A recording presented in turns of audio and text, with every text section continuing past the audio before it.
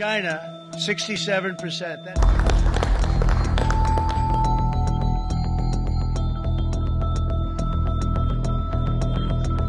Perang dagang Amerika Serikat Cina kembali memanas setelah Cina memperketat ekspor elemen tanah jarang. Presiden AS Donald Trump menanggapinya dengan rencana memberlakukan tarif tambahan 100%. Ia juga mengancam akan membatalkan pertemuan dengan Presiden Cina Xi Jinping.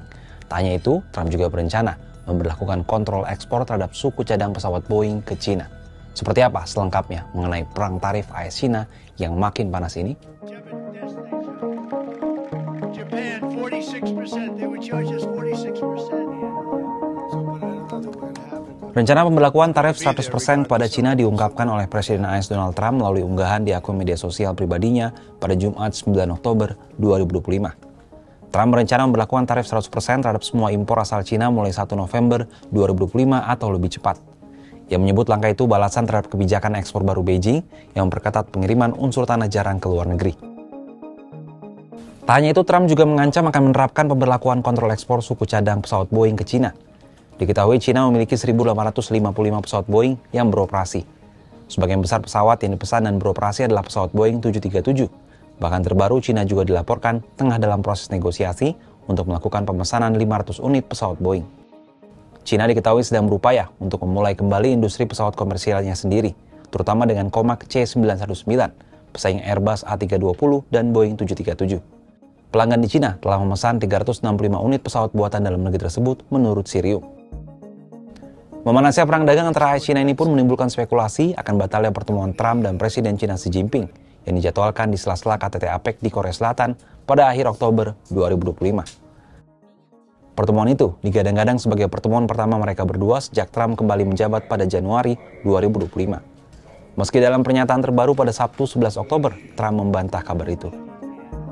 So, but I don't know that we're going to have it. But I'm going to be there regardless, so I would assume we might have it. But they hit the world with something that really is not anything that people are going to do. Lalu apa respon Cina atas keputusan Trump yang memberlakukan tarif tambahan 100% dan mengancam akan membatasi ekspor suku cadang Boeing ini? Kementerian Perdagangan Cina dalam keterangan tertulis pada Minggu 12 Oktober menjawab kebijakan untuk memperketat ekspor elemen tanah jarang merupakan hak yang dimiliki oleh Beijing yang dilindungi oleh hukum internasional. Cina menyebut pengetatan ekspor ini dilakukan sebagai upaya memperkuat sistem kontrol ekspornya dan upaya melindungi perdamaian dunia dan stabilitas regional di setengah keamanan global yang tengah bergejolak. Beijing diketahui menguasai sekitar 70% produksi tambang unsur tanah jarang dunia, serta 93% produksi magnet permanen yang dihasilkan dari bahan tersebut. Unsur tanah jarang merupakan komponen penting bagi telepon pintar, kendaraan listrik, perangkat militer, hingga teknologi energi terbarukan.